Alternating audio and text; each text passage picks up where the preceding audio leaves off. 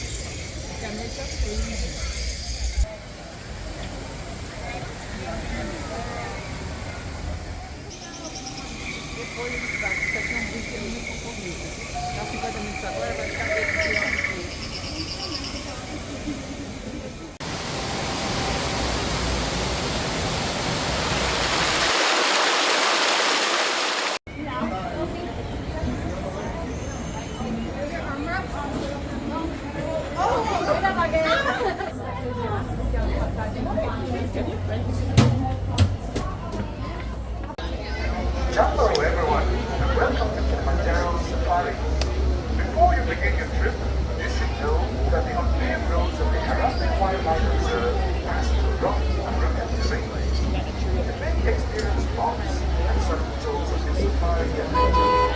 To ensure a safe and pleasant trip, you should be in good health and free from high blood pressure. Safari guide today. Now, just a couple of above your heads is an animal spotting guide. Feel free to use that as we're going. But I cannot stop for every single animal, so make sure you have those cameras out, and they really like to hide and they blend in pretty well. So make sure you're keeping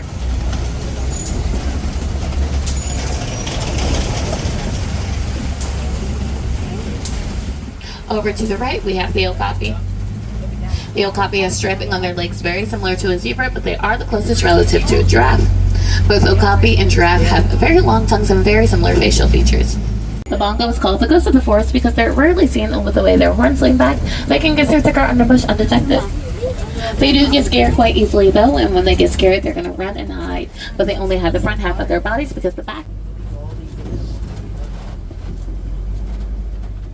Animals that live in Safi will either completely be in the water or very close to it, so we probably won't have the best view going forward, but we'll try to enjoy what we can find anyways. We also have a Nile hippo right here. Now, hippos usually spend quite a bit of time in the water. They'll hold their breath for about 8 whole minutes, and it only takes them a few seconds to peek their heads up, get a good breath of air before going back down. Very similar to male penguins. They're also capable of flying 24 hours straight without needing to stop. It's pretty cool because they're also one of the heaviest flying pelicans at roughly 15 pounds. Now, the Nile crocodile is going to be one of the largest freshwater crocodiles at roughly 16 feet long and 500 pounds. They like to eat about half their own body weight in one setting, and even then, that's not enough for them. They go back for seconds. Crocodiles are capable of laying eggs. Make sure we're staying fully seated at all times. They'll lay the eggs, put them in their mouths, and then roll them around out the hatch. But they'll also put the eggs in their mouths if there's ever any danger nearby. Baobabs can go up to 9 months without leaves. They store all the water they need inside their trunk to ensure survival. It will also ensure survival for some of the animals that live in the savannah, which we're about to enter. A group of giraffes is called a tower. It makes a lot of sense. They're very tall and they tower over just about everything. When giraffes are first born, they have a 6-foot drop due to how tall mom is. The drop will shock them and they take their very one of the best jumpers. They get about 6 feet high into the air and 13 feet across, plus they run up to about 55 miles per hour. Have a unique specific fingerprint. Unlike domesticated dogs, they don't bark or howl. They're going to make a high-pitched chirping noise and have 4 toes on their paws instead of 5.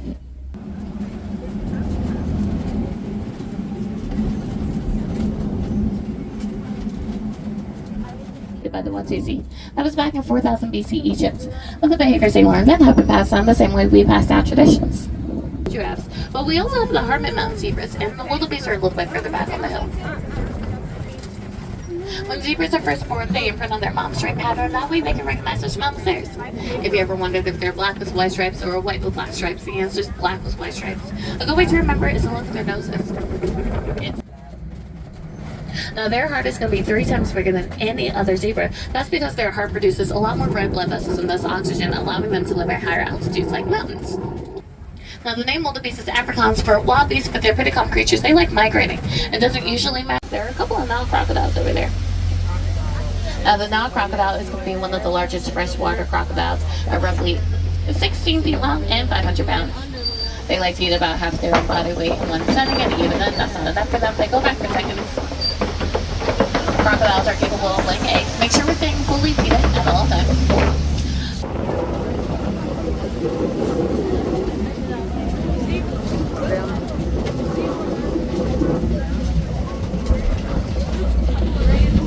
Now over to our right we have more beside giraffes, but we also have the Harambe mountain zebras, and the wildebeest are a little bit further back on the black with white stripes. Elephants travel in a herd called the matriarchy, and the eldest and largest female will be the one in charge. Thompsons and Grant's gazelles. A group of wildebeest is called a herd, but also called a confusion because if predators come by, they run around that predator trying.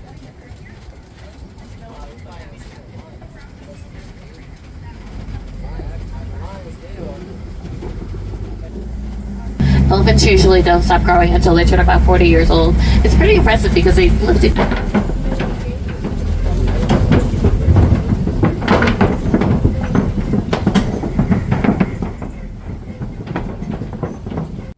So hopefully we will be seeing more elephants as we keep going.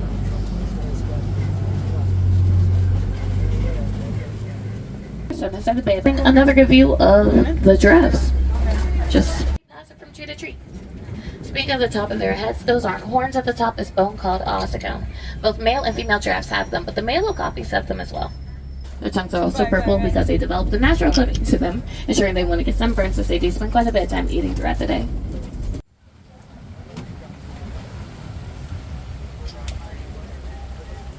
It takes them about 2 years of eating brine shrimp for them to turn pink, and it's due to the keratin found inside the shrimp.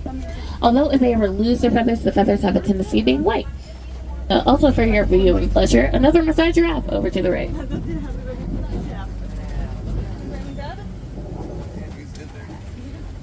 Now, coming up to our left, we have some white rhinos. There's also an ostrich. Just hanging out in the middle of the road. Now, the white rhino is actually gray in color. That also applies to black rhinos too. One of the main differences between them is their upper lip shape. Black rhinos have a more pointed upper lip, while white rhinos will have a wider one. That's actually the reason why we call them white rhinos. It's important. Without their horns, it will take a couple months up to a whole year for it to grow in. Even then, the horns are still pretty small. They're also made out of keratin, the same thing you can find in your hair and your fingernails. They get up to about 70 miles per hour, though they only hold it for about 100 yards. They also have what looks like a little tear mark that goes from the corner of their eyes down to their cheeks. It reflects the sun to help them see where they're going. Unlike lions and tigers, cheetahs will roar. They're going to make the same noises as a household cat. And like, oh look, another one.